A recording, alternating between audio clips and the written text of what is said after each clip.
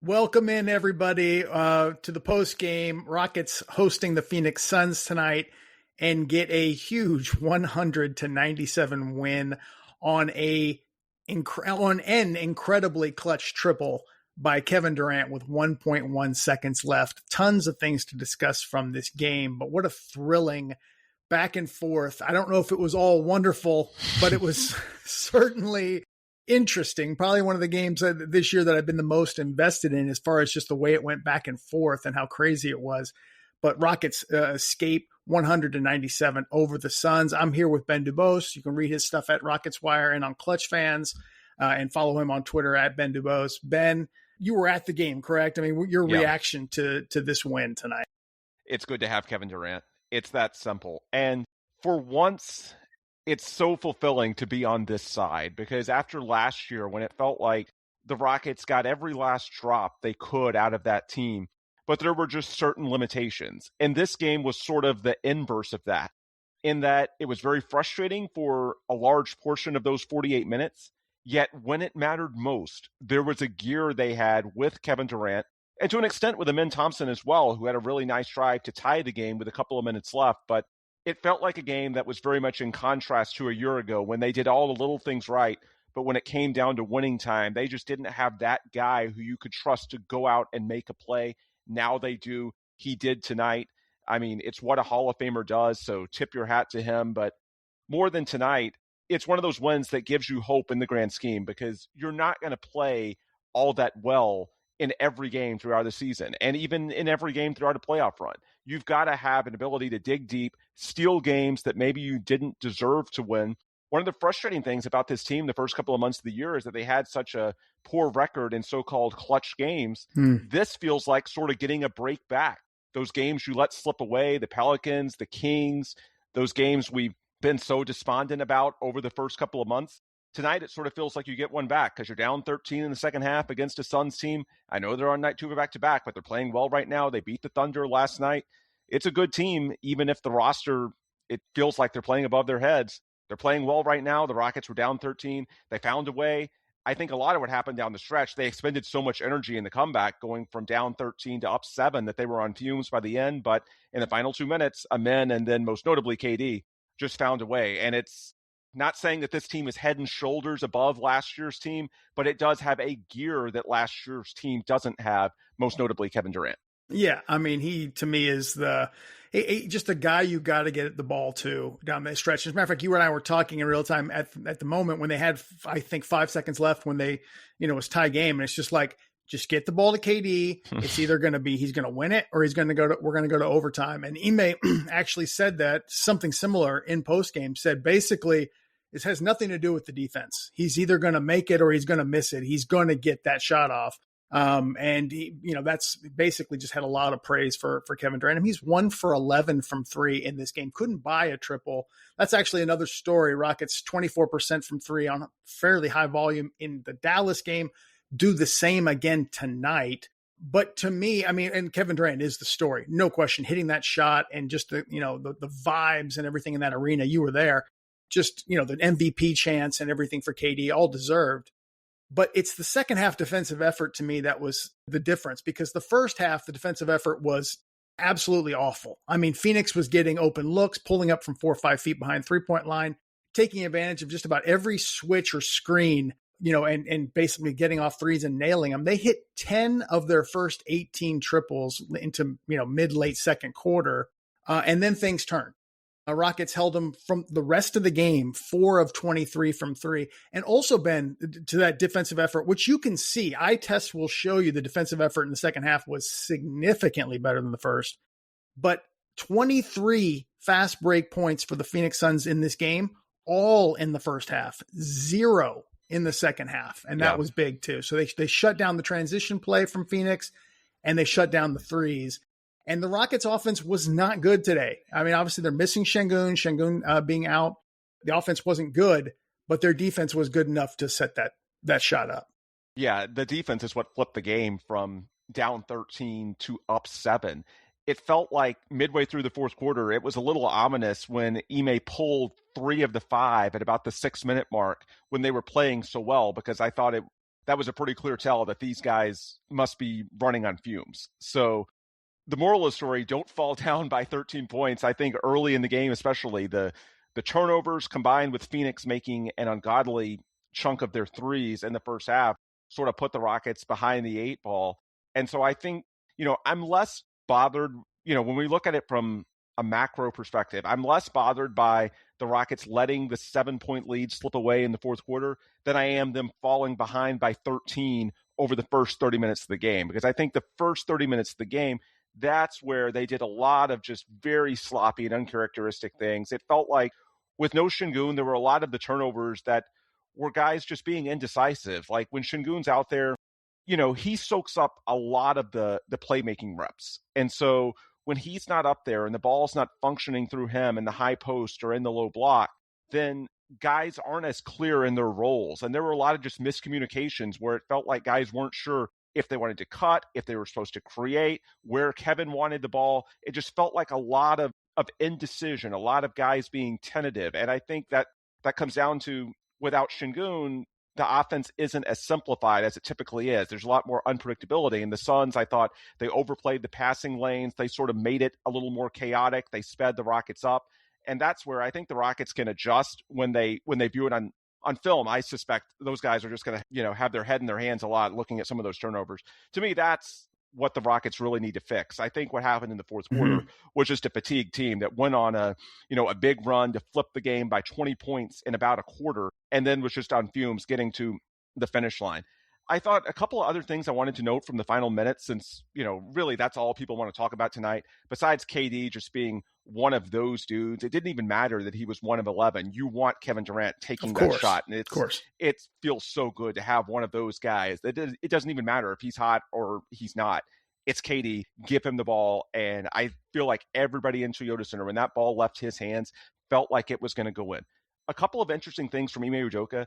I really like that they had Jabari Smith inbounding the ball to KD, because we've seen a couple of times this year it's been either Sengun or Amen, and this is not a shot at Sengun or Amen, but when those are the side inbounders and you get it to KD at that spot just inside of half court, what's going to happen? The side inbounder is going to trap on KD because they don't respect Sengun or Amen's ability to hit the three from the wing or the corner. Whereas Jabari, I forget who it was that was on him, but he went with Jabari just a little bit into the corner because Jabari did hit some big shots in the second half during that comeback. They didn't want to leave Jabari with a wide open corner three for the win.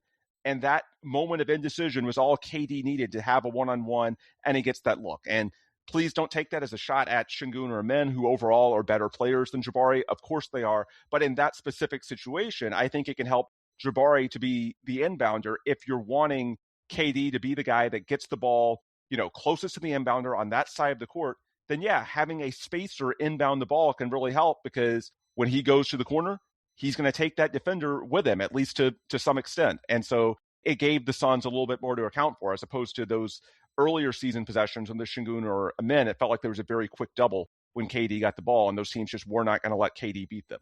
The other thing I liked in the final minute of that game, just one more I wanted to get to, the stop they had on Devin Booker. Did you notice who it was one-on-one? And there was almost no help. It was Tari Eason. Yeah. It reminded me of the OKC game a year ago when the Rockets closed them out in Houston, and it was Tari making the one-on-one stops against SGA late in the game. As good as Amen Thompson is defensively, first team all defense, they love the guy. I think it's so noteworthy that late in games against those types of guards, SGA, Devin Booker, it's still Tari that Ime Udoka wants to be the primary. And that's not a shot at Amen. It's more praise to Tari Eason that he's still that level of guy. And he delivered. And, Tari's a frustrating player. He had some decisions tonight that were questionable, but defensively, when it mattered most, boy, did he step up. Yeah, no, all deserved for sure. Great defensive effort by Tari. I will take a couple of mild shots. One was Amen in that situation. You're right. He maybe a minute or two before, or coming out of a timeout, 1 point game, they were inbounding the ball to KD, and he threw it right to a double team. Immediate turnover, which my jaw was on the floor. And Tari, just before that defensive effort, with just the craziest drive and double pump shot that even Ime Udoka in the post game said, we were able to cut down some of the bad shots. And then he said, we had the one with Tari. He actually said that. And I was like, wow, yeah, I mean, it was bad. And so he came up and totally redeemed himself with that defensive effort, setting up KD for the game winner. So yeah, Tari's, he's got the mitts, he's got the energy and the effort. He wants to take on those challenges. He's a great defensive player, put into an on-ball situation. So that was, I think, really impressive. There were just some plays in this game that drove me nuts. And again, Ben is well aware of some of those things that, happened. The inability to get that rebound on Booker's free throw when you have it's a 4-point game, I believe, and Booker misses the free throw, popped right back out to Booker, hits the three. That just drove me insane. A man missing a lefty layup in the final minute where he cleared and had the space and missed that layup. I was just like, wow. There was just some of those plays in this game. We got to talk about Reed Sheppard as well. I mean, I know I can see the chat full of Reed Sheppard comments, and I totally get it. You're going to be either he should be there or he shouldn't. I just know how coaches like Ime Udoka think. I think you would agree with this, Ben. Those turnovers in the first quarter, and I think they were into the second quarter as well, the live ball ones, I think just drove Ime just to the point where he's like, I don't know if I can totally trust him in this game. He played briefly in the third. Then he got some run in the fourth. I thought he played pretty well. Did not close out. I think we saw more Holiday, more Kogi. I don't know. Your thoughts on Reed Sheppard in this game? Not great. I think there's a reason he got a look early in the first half. It was the earliest I've seen Ime Udoka make a switch like that. It was the 9.5 minute mark of the first quarter. So Ime is typically a guy, even when games start slowly, he'll take a timeout, but then he'll stick with the same group because he wants them to learn from their mistakes. To go read over a man that quick felt telling. But yeah, it just comes down to the fact that he's got to make more shots. He did hit one big bucket that finally gave the Rockets the lead in the fourth quarter, but you're just asking for way too much of his model if he's going to even be an okay shooter. Like, I'm not saying he shot the ball terribly the last few games, but I don't have the numbers in front of me, but I feel like the last 10 games he's been, I'd say, in the 30s rather than the 40s. At least at this point in his career, for him to play super high leverage minutes, he's got to be in the 40s because there's just too many other warts to his game. When I say 30s and 40s, I'm talking from 3-point range. He's got to be a marksman when he gets those open looks, just because if it's not, it's going to be so easy. It's fascinating for me, actually, to see how much Ime Udoka trusts Aaron Holiday, and that Aaron cannot play an entire game, and it feels like Ime has no hesitation to put him in with like 6 minutes left in a tie game, basically. So with that as the insurance policy, someone that Ime trusts in every circumstance, the bar is pretty high for Reed. Like, it's not to say that everything is Reed's fault, because he is a better pure point guard than Amen Thompson is. He's better at, controlling the pace. He's got a better handle. So it's not to try and pile on him. But I guess where I go back to the shooting is that if he's not shooting at super high level, if you're just wanting Reed out there to have another ball handler and sort of raise the floor, well, Aaron Holiday can give you a lot of that while being more trustworthy defensively. That's the thing. So it's not so much that like Reed played a terrible game. It's more he didn't do enough to distinguish himself relative to Aaron Holiday. That's the bottom line for me. And so that's the challenge going forward. Like, if he hits threes at volume the way he has done and will do in the future, at some point he's going to get hot again, then this is going to take care of itself. The defensive floor is low enough right now that if he has these stretches like we've seen the last couple of games, Ime is going to turn back to Aaron Holiday. And by the way, Dave, weird night in the NBA. I was a little distracted because I was checking the box. Yeah, okay. Denver sitting out everyone, won at Philly. Firstly, the Thunder got blown out by the Hornets. So just a weird night in the NBA all the way around. I think that was in OKC. Yep. I don't understand it at all. I was glancing at it, halftime, I believe. Shea was 3 for 12 from the field and only 2 free throws. I don't know if the league's listening and cracking down on Shea, because I see people talking about how over the last month he's not getting double-digit free throw games.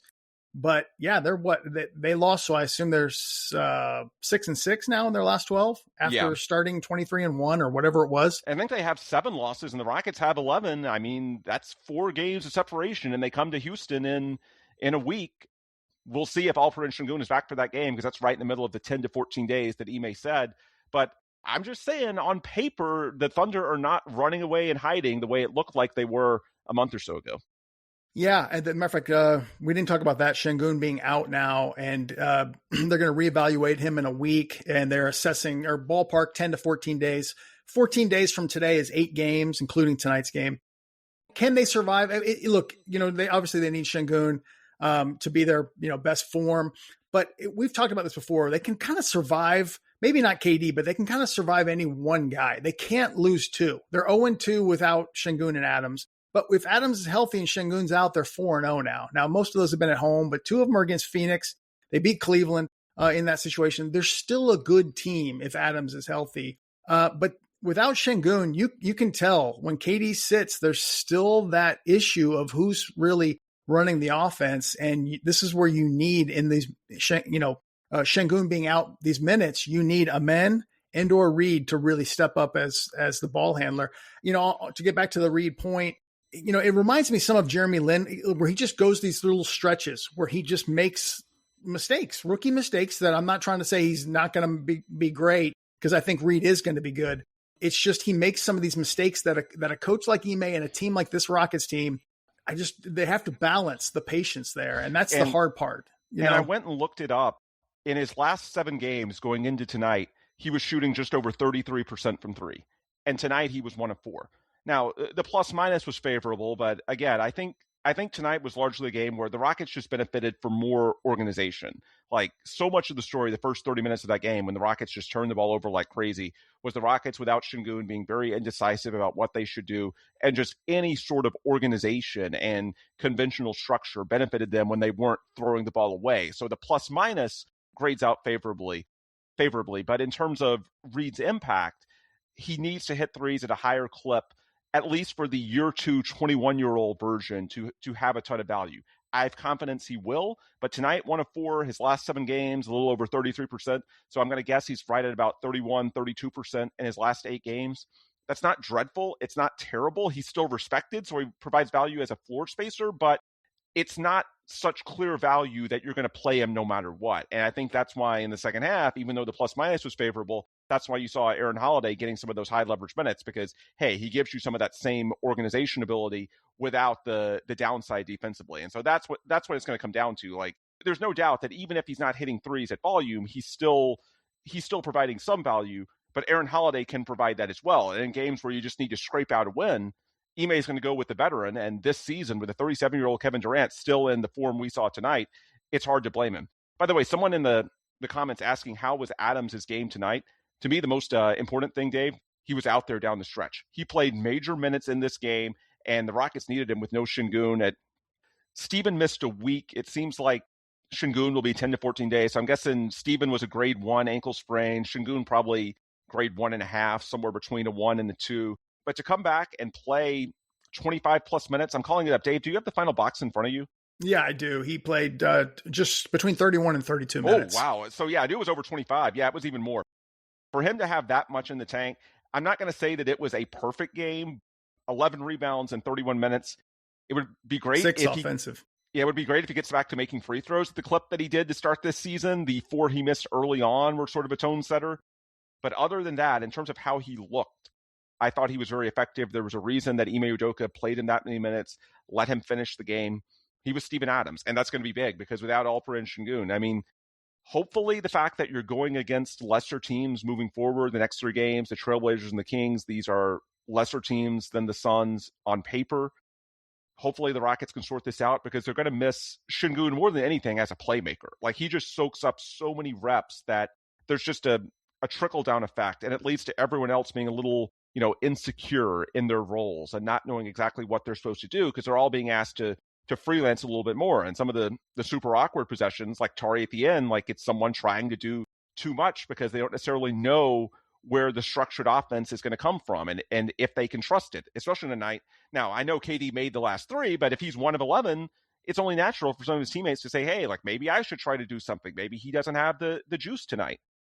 Yeah, as far as Adams, I thought he played well. The one thing that bothered me was he missed 4 free throws really early on in the game. Right. Kind of surprised Phoenix didn't start going with Hack Adams because of that. But at the same time, Rockets' offense wasn't exactly hitting on all cylinders. So, 100-point game probably And one other thing, if you get Reed going, that could make it a little bit easier to potentially do the 5-out lineups with Jabari at the 5 and experiment with those. I saw some talk during the game about, why are the Rockets force-feeding Clint Capella? Why don't they go 5-out? Well, the issue is that you got to have 5 players. So sometimes it's easier said than done in terms of how does Ime Udoka fill out 240 minutes during a game. So if you get your other guys going, then maybe you can tap into Jabari at the 5 and experiment with that a little bit. It's not like, well, I don't know. The Trailblazers do have some size and bulk, so we'll see if that's the matchup. But I think certainly the Kings and the Bulls are teams you could try that against. Before we close out, I want to throw some love to Jabari. I mentioned him a couple of times earlier with the inbounds pass and the threes he hit in the second half.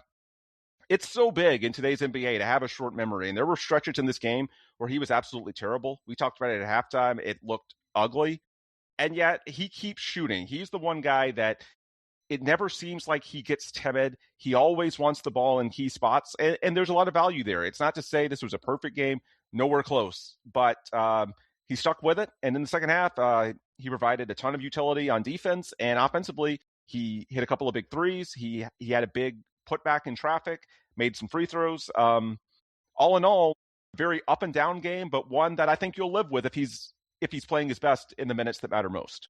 Yeah, I'm one of Jabari's biggest fans. I've certainly, since, pre-draft and everything, I really believe this is the kind of guy who I think fits into a championship style team, a potential elite role player, that kind of thing. We've talked about that before.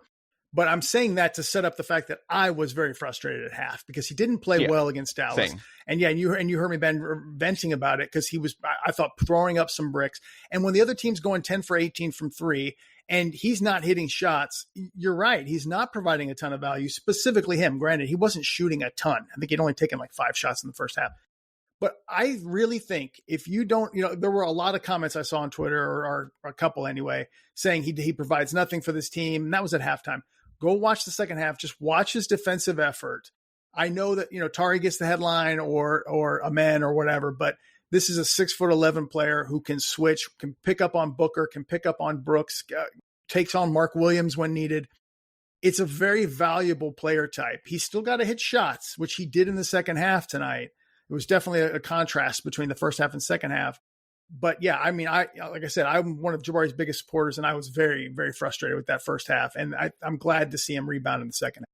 Yeah, and the final block, 17-7, 6 of 11 shooting, 38% from 3. I mean, all in all, it goes in the box score as a good game. And they're going to need him to continue to fight through it, because one thing without Alperen Sengun that's going to stand out, I mean, there's not a lot of true creators. When you look at the box, the Rockets played 10 guys tonight, and off the bench, 4 of them are Dorian Finney-Smith, Clint Capella, Aaron Holiday, and Josh Okogie. None of those guys are create offense in any sense of the word. Maybe a little bit from Aaron Holiday here and there. Reed Sheppard, I mean, even with the subpar defense and the 4 turnovers, they had to play him 23 minutes because where is the shot creation? Where is the playmaking going to come from? So, I sort of single out Reed because without Sengun, he's the obvious guy to sort of ask a little bit more from offensively. But then I also think to a lesser extent, Jabari and Tari, they're the 2 guys in that starting lineup who, in a different situation, the Rockets have talked about this. Like, I go back to the Fred VanVleet and Kevin Durant podcast where, Fred said on a different team, Jabari could score 20 plus points per game if he was getting, requisite shot attempts. And it just doesn't make sense for him to do that here. Well, in the short term, without Sengun, and especially against, so-so defenses over the next week or so, this may be the time, especially if Reed's slumping a little bit off the bench, which he has in recent games, then other than KD, where are the shots going to come from? It felt like, especially down the stretch of that game, and some of it was fatigue, but there were possessions where there was just nothing going offensively. There wasn't a lot of movement, and KD just held the ball and put up a late shot with 2 or 3 seconds left on the shot clock because they just had nothing going offensively. There weren't enough creators out there. We know the limitations Amen has, not being able to shoot consistently beyond 15, 16 feet. So this all leads to, in the very short term, Jabari and Tari having a window to do a little bit more. Not going to say it was perfect tonight. The Tari last-minute drive will certainly be clipped as evidence in the other direction that maybe got a little too ahead of themselves. By and large, if Reed Sheppard doesn't pick it up off the bench, then I guess the next guys that I would ask to do a little bit more heavy lifting offensively would be Jabari and Tari. And at least in Jabari's case, he delivered in the second half tonight. Yeah, absolutely. Big win. I mean, this could have gone the other way. And I believe Paolo Alves, your podcast partner as well, had tweeted out that the Rockets have not won a game all year. He just tweeted this out, I think, yesterday, when they were down by 13 points or more, and they were down by 13 tonight and came back and won. So they finally broke that curse. So thank you, Paolo, for bringing that up. And now, by bringing it up, it actually came true. The Rockets came back. This was just such a fulfilling game because, they finally came back from down 13 plus when we know they had at least 2 games that they blew enormous leads in New Orleans and Sacramento. They had so many games this year where it felt like they played really well, but the bounces late didn't go their way. Here's when they fell behind by 13. They weren't playing particularly well, and they found a way. Was it pretty? No. Did they steal it? Maybe. But it sort of offsets the damage a little bit from one of those earlier games that you probably deserved to win but didn't. In that sense, it sort of feels like getting a game back that you threw away earlier in the season, especially without Alperen Sengun, being able to find a way to get this one. And now being 3-0 against, say what you will, but the Suns are 21-15? Like, they seem like they're going to be a top 7 team in the West, at least top 8. That's a solid win, and you're 3-0 against them. Shouldn't complain about it. Yeah, no, absolutely. I'll just say Rockets played well. Their defense was, the kind that you want to see in the playoffs, certainly, at least the second half. The 3-point shooting's just got to get better. It has been good all year. The last 2 games, it's been really bad. They may not win a few, a slightly better opponent. They probably lose this game. But the 3-point shooting has just been fluky bad. I mean, KD was 1 for 11 before that final one, 2 for 12 tonight. That's not KD at all. Jabari's been a little bit off. Tonight he was 3 for 8, which is fine.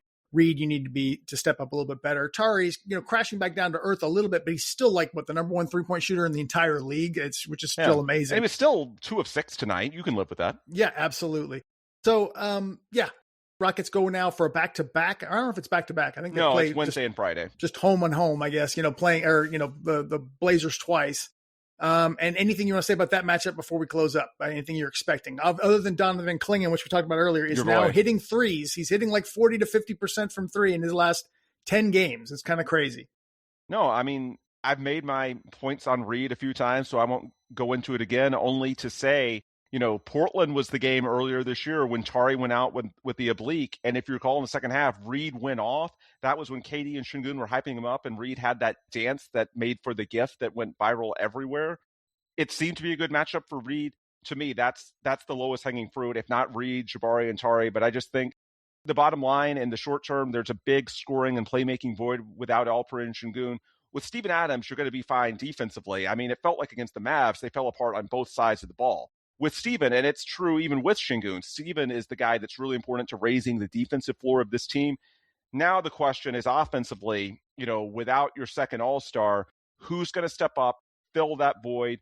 Maybe it's Reed and Amen, maybe it's Jabari and Tari, but that's going to be the question. Who outside of KD can they get going and producing at a big level? If they can find at least one more guy, then yeah, these are games coming up that they should win.